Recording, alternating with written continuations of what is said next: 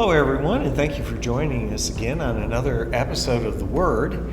And this is a special Word episode. We're not doing this on Thursday, we're doing this on Friday. Good Friday. Good Friday. Yes.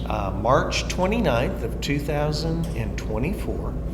And we thought it was a good idea. We're going to kind of do a twist on Easter this year. And I think if people will stick with us, they'll understand where we're going with this. But we're going to talk about God. We're going to talk about Psalm 139. And I thought we would define what the Psalms are, number one, if people don't know. Yes. But Merriam-Webster definition of it is a religious song. Well, we can credit, the Psalms of the Bible, a lot of it to David, and then also to King Solomon, his son. But you came up with a really good explanation of the Psalms, and it came out of ChatGPT. So I want to read that. The Psalms are a collection of religious songs of poems found in the Hebrew Bible or the Old Testament. Matter of fact, if you open your Bible and turn it to the exact middle, that's the middle of the Bible. I think it falls on Psalm 116, I believe. Pretty close. Yeah. Okay. And are attributed to various authors, including King David, as I had said, Asaph, the sons of Korah, Solomon, and others. Okay. A psalm is a sacred song or poem typically expressing praise, thanksgiving, lament, or a petition to God. They cover a wide range of emotions and themes reflecting the experiences and spiritual journey of the authors. Psalms are often used in worship and personal devotion, serving as a means of expressing one's faith and connecting with God on a personal level. Boy, I'm going to tell you, maybe we need to bring the Psalms back into the church. Absolutely. I remember hearing a long time ago, if you really want to learn how to pray, read the Psalms. There you go. There you go. All right, well, we're going to break it down. And the way we had talked about breaking it down was we can see God's characteristics. And I'm not going to give you definitions right now because we're going to go through and we'll give definitions as we're reading the psalm. But we're going to talk about God's immutability, His omnipotence, His omnipresence, omniscience, holy, love, eternal, faithful, merciful. I mean, He has a lot of attributes. Yes. And we're going to talk at the very end of going through this psalm, we're going to kind of pull it all together and summarize it for everybody. But what led me to this, and I've got to give Pastor Mark Martin credit for this, but he taught this all last year in the year 2023. And it got me to thinking about the attributes of God and how important they are, that God has these attributes, number one. But number two, it personalizes God to me in a way that I see His attributes and how they work in my life. So he taught about the characteristics of God, and they can almost all be summed up in Psalm 139. So let's break these verses down, and I'll start out. Now, Psalm 139 has 24 verses. Okay. So we're going to take it literally almost verse by verse, and we're going to talk about, like, for instance, the omniscience of God can be found in verses 1 and 2. Omniscience means knowing everything, having unlimited understanding or knowledge. So listen to these first two verses. O Lord, you have searched me and known me. You know when I sit down and when I rise. You understand my thoughts from afar. That's quite a comprehensive knowledge of an individual to know not only when we stand up or sit down, but our thoughts. Yes, absolutely. Nothing is hidden from Him. He's also just. Just means being what's called for by accepted standards of right and wrong. And that's found in verse number 3. You, a just God, you scrutinize my path and my lying down, and are intimately acquainted with all my ways. He's familiar with all my thoughts and all my actions, Right. and he's just. So there's a standard there that's not going to change. Because he has the knowledge of us. He does. And he judges us righteously based on our own individual characteristics. Yes. He knows each one of us individually. Yes.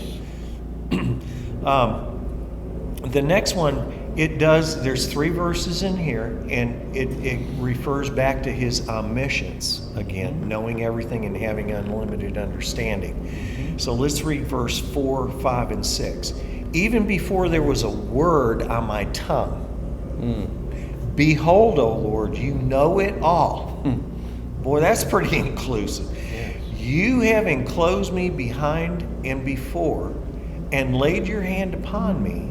Such knowledge is too wonderful for me. It's too high. I cannot attain to it. No, it's incomprehensible to us, to our limited knowledge. We can say the word omniscient or omnipresent in the next one, but to fully comprehend that, God doesn't have to learn anything. No. He knows. He already knows, and he's telling you plainly what he knows. So, Yeah. Well, our next attribute is omnipresence. Omnipresent means simply present in all places and at all times. yes. And the psalmist expresses it like this in verse 7 and 8. Where can I go from your spirit? Or where can I flee from your presence?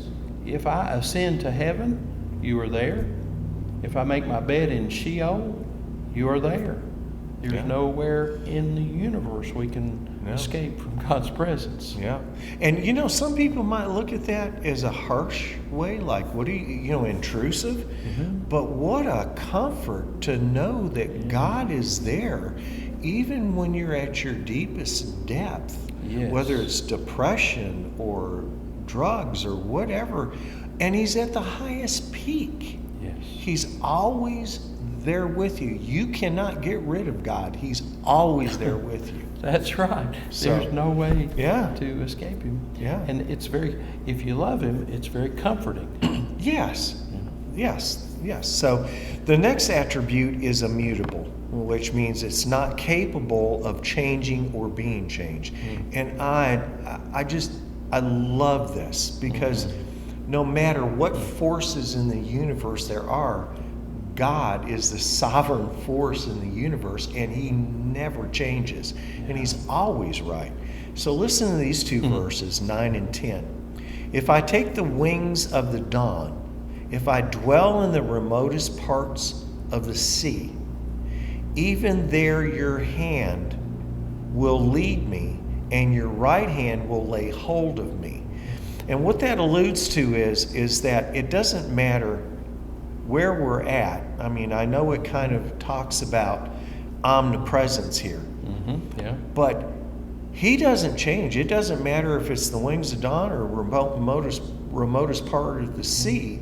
Even there, your hand is going to lead. He's going to lead you through with his unchanging way, no matter what circumstance you're in or what you're going through.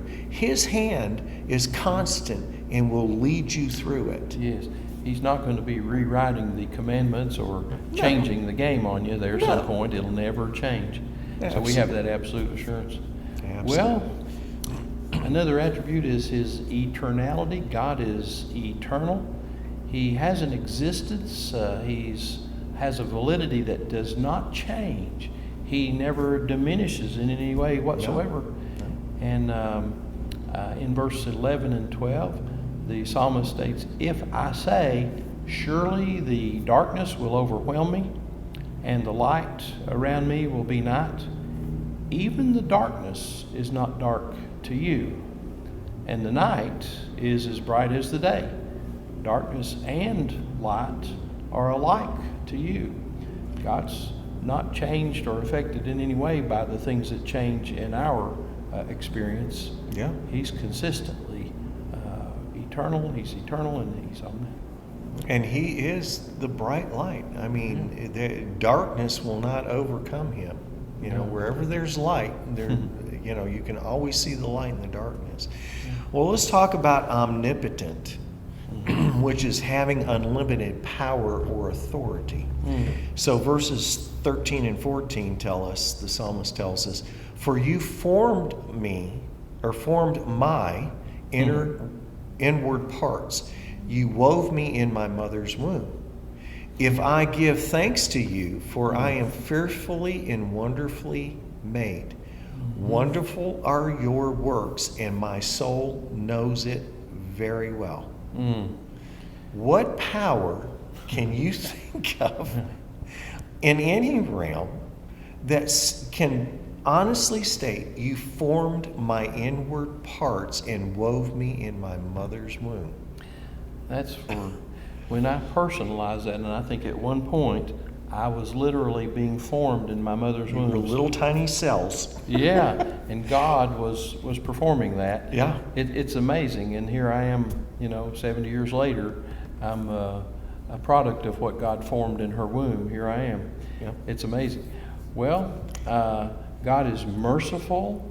He shows kindness and forgiveness instead of harshness or cruelty, especially to someone under one's authority or control. Sometimes when people are in authority, they're not so kind to Right. those they're in authority over. But God is merciful. And in verses 15 and 16 of the psalm, "My frame was not hidden from you when I was made in secret and skillfully wrought in the depths of the earth. Your eyes have seen my unformed substance. And in your book were all written the days that were ordained for me, when as yet there was not one of them." So not only did He form me in my mother's womb, but He planned my days. Each day that I was going to live was planned by God. Yep. Yep. And by doing that, He was showing us kindness and forgiveness. Yes. And keeping us from the harshness and cruelty. I think back of Solomon's teachings, and I don't want to get off on too much of a rabbit trail, but I've been lately teaching on the book of Ecclesiastes.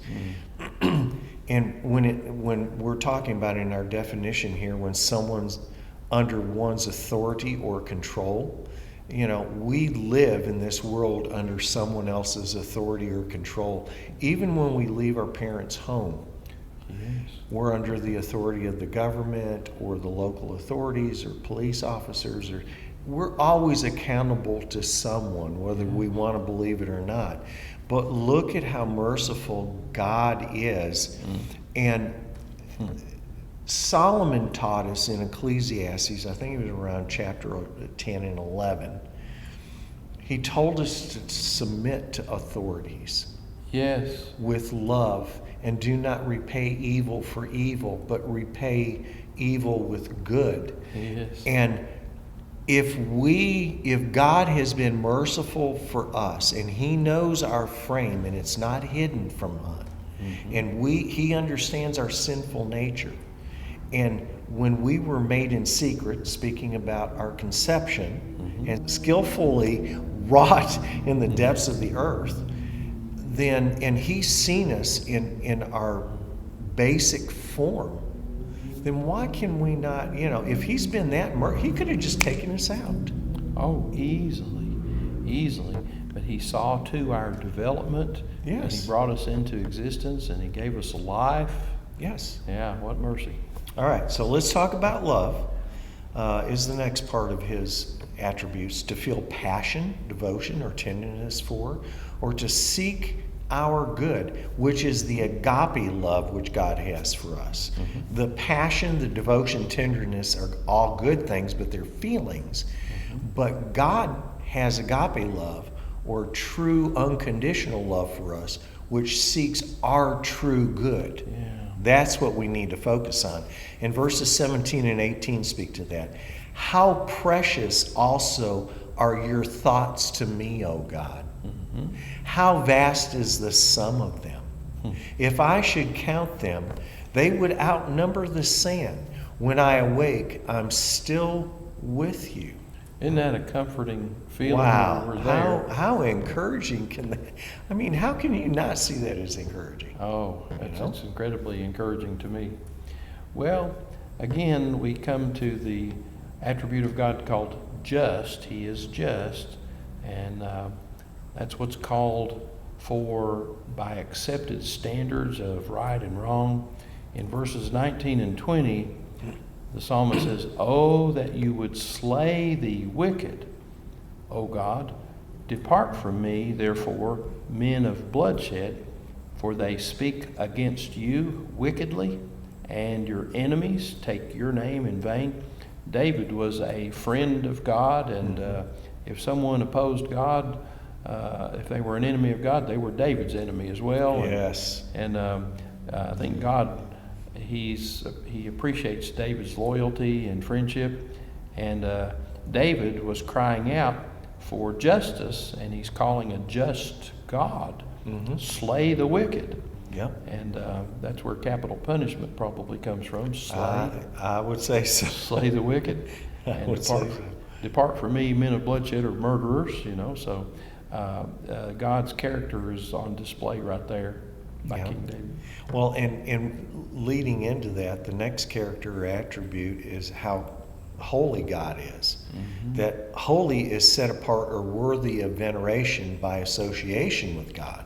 Yeah. So if we look at verses 21 through 22, do I not hate those who hate you? That's really what you just said, Yeah. O Lord. And do I not loathe those who rise up against you? And verse 22, I hate them with the utmost hatred. They have become my enemies. Well, really, that's what you just got through saying about David, that, if David had an enemy, then, if God had an enemy, it was David's enemy. But the just, David was saying, you would slay the wicked. He is justful. And I'm sure David saw God take out quite a few people Yes, he justly did. and righteously.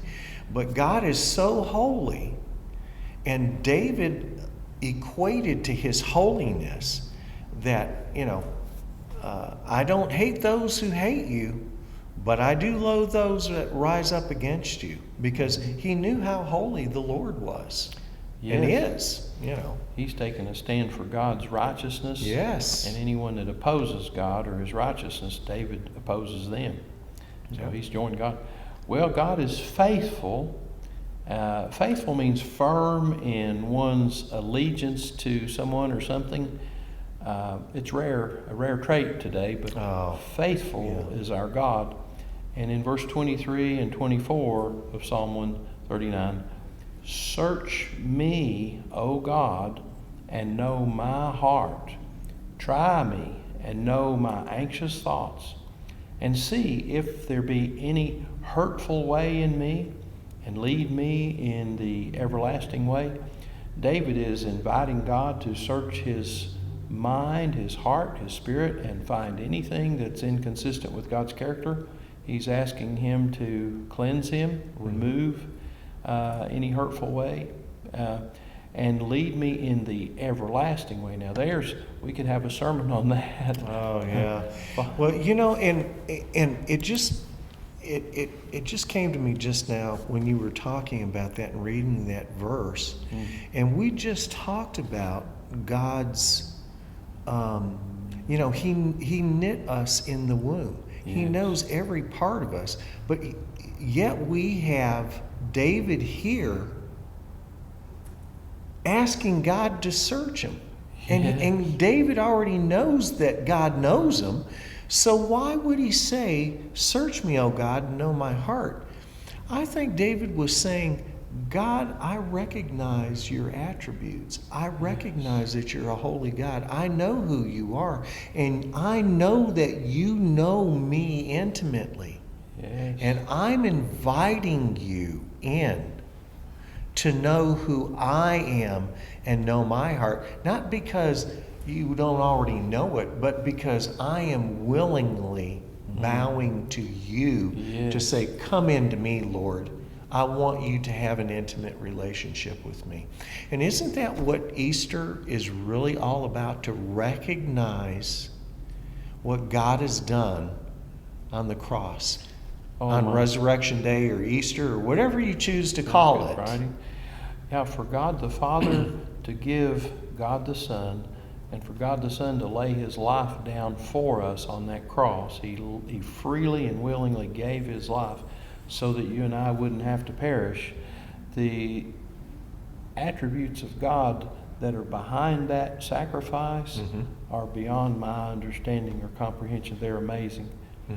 He's rich in mercy and kindness towards us. Yeah. And faithful.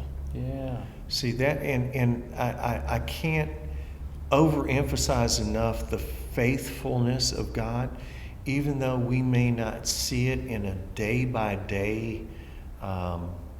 Whether you're a believer or not, sometimes we question God's faithfulness. I ask people, did you cause the sun to come up this morning? Yeah. And I don't believe we missed any days, but God was responsible for bringing that sun up each morning, and he's been faithful throughout the centuries. Yeah. He'll continue to be faithful, always will be. Yeah. Well, we call it Good Friday, but can you explain to me and or the viewers what Good Friday actually means? When we look at Jesus being crucified, it doesn't look like No. a good thing. That's the first thing that comes to my mind. This is not a Good Friday. No. If we look more deeply into what's actually occurring there, God knows, the Lord Jesus knows that this death of Jesus on the cross will actually put an end to our death, Yes. and it will enable us to inherit eternal life. And God, in his great wisdom, is going beyond our understanding as this is carried out. We can live forever because Jesus himself put an end to death. Yeah. He paid our death penalty, which we would have had to pay. Now, if we go by the traditional view of Good Friday and the concept of, when he was actually beaten, placed on the cross, and then when he died, Yeah. Good Friday would have been the Friday before he was placed on the cross.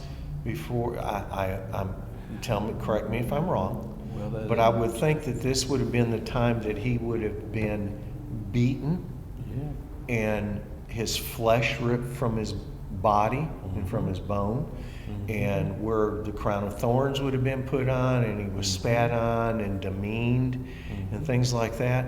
And then he would have been placed on the cross on Friday before sunset. Probably he'd probably be on the cross by 9 a.m. Friday morning. Right. There's some question Yes. about which day. Yes, there is, and, Yeah. and we're not going to get into all that, but we need to look past that Yeah. into the symbolism of what was actually happening on Good Friday.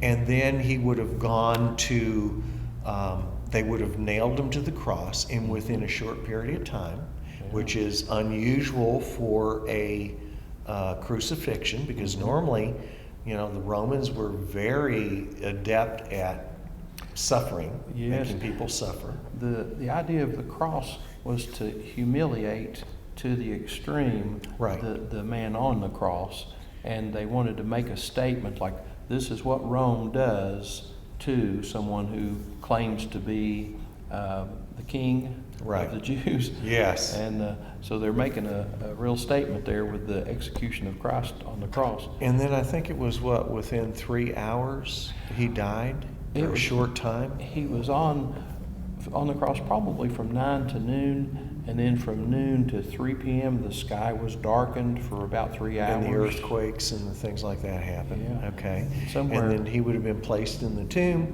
We would have gone through Saturday. The third day he would have risen, which would have been Sunday. And here again, this is all the traditional view.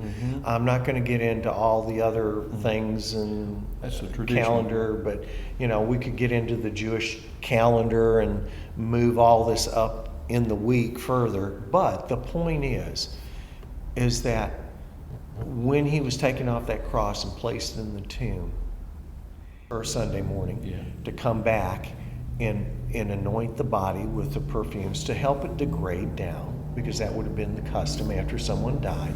They would put ointments, spices and things to help the body to decay, because back then they would have taken the bones and put it in an ossuary to put in the family cemetery, because space was confined. And so that would have just been the normal Jewish tradition. But kind of tying all this up, and I'm going to let you kind of end with it. I'm going to give my take on it, and then I'm going to let you kind of end up with this. But I truly did not understand this concept. And it made no sense to me personally. And I was raised Roman Catholic. Okay. And even in my later years, as I was growing up and became an adult, I still didn't understand that concept of why would someone die for me? Because I was still in the mindset of dealing, I guess, with sin and evilness. Yes. And, the tug and pull between Satan and Jesus. And I couldn't reconcile all of that. And so I was blinded to fact.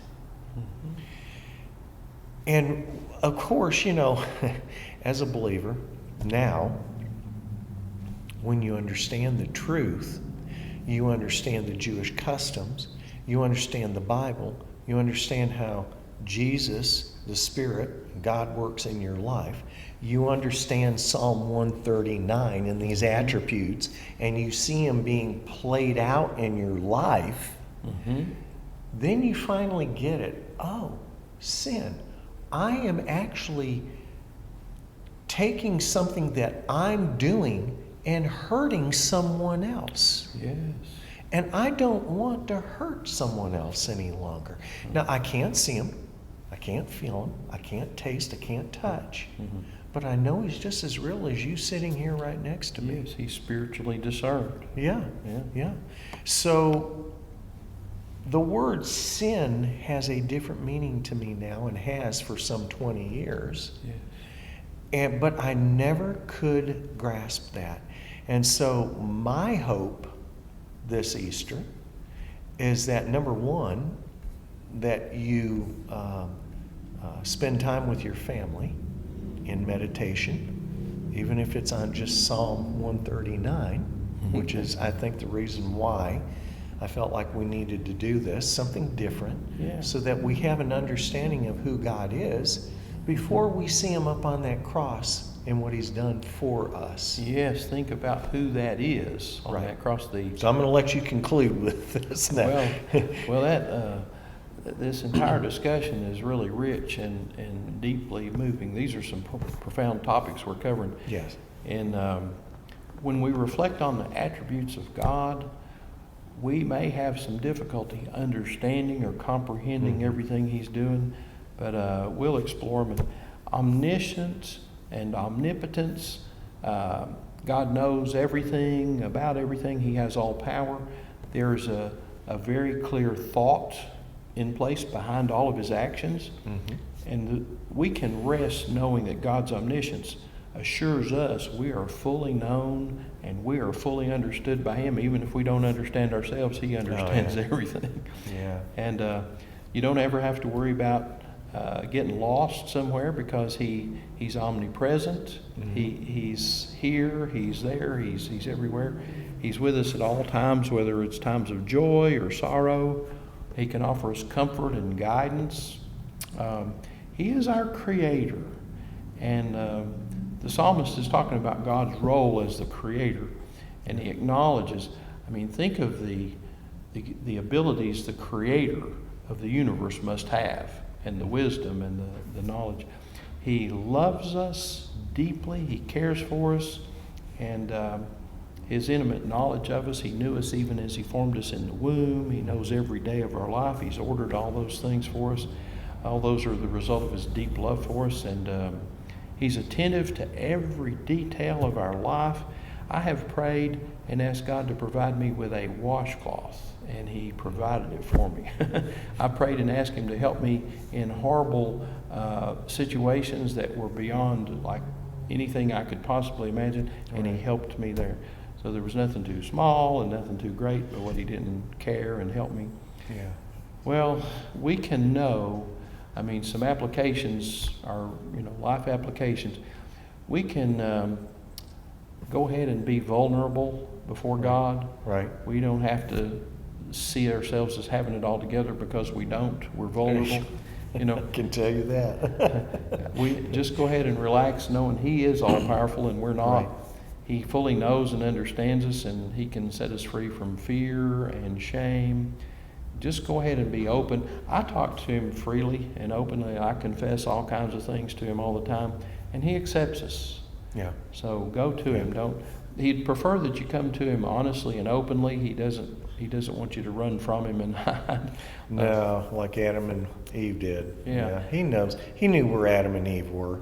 He was did. just asking them the questions so that, He was the one that was searching for Adam. Adam, where art thou? Yeah. And Adam was hiding. So Yeah. go ahead. So he thought. So he thought, yeah. Well, God wants us to seek his presence. He is omnipresent, so wherever you are, you can seek him right there. It's an internal spiritual seeking. You don't have to go to a cathedral somewhere. You can seek him in your prayer closet or in your heart, in your car, wherever you are. It's seeking him from within, and that'll bring you some great comfort in times of trouble. When you're in the ER, or when you're at a funeral, or wherever you may find yourself, Right. he can be with you and bless you. Well, we can also surrender to his sovereignty. I'm so thankful when I look at the chaos in the world today. Mhm. I'm so glad God is sovereign. He's in control. And what looks like out of control to me, Right. it's not at all. It's all under his control. He's the Alpha and the Omega, and we can trust in him. When our circumstances seem uncertain, they are not. They're orchestrated by God. So rest in God's love. He has intimate knowledge of each of us, and that's a testament to his deep love for us. We can rest assured that we are cherished by our Heavenly Father. Know that you're secure and you are highly significant. He loves you. And so, just to wrap it up here, Psalm 139 offers us a profound glimpse into the attributes of God, our Creator. Right. He's omniscient, all-knowing, omnipresent, everywhere present. He's our Creator. He deeply loves his people, and we can meditate on these truths and apply them to our own lives, and we'll grow in our relationship with him, and he will transform us as we deepen our knowledge of him. Yep. Every aspect of our lives is under his control. Yep. Well, we want to thank you for joining us today. And Richard and I both, we just pray that you gather together as a family, and most importantly, that you're blessed, this Easter. That the Lord will show up in a mighty way in your life and strengthen your faith and your belief. And it's not just another Easter of gathering eggs, although that's a fun thing to do with the kids. But, God shows up every day, and he's always seeking us and looking to bring us closer to him. And maybe this Easter, this Resurrection Day, is your time. So be in thought about that. Absolutely. Seek him, listen to his voice, follow his instructions, and enjoy an eternal relationship with him. Yep. All right. Well, we thank you for joining us, and may God richly, richly bless you.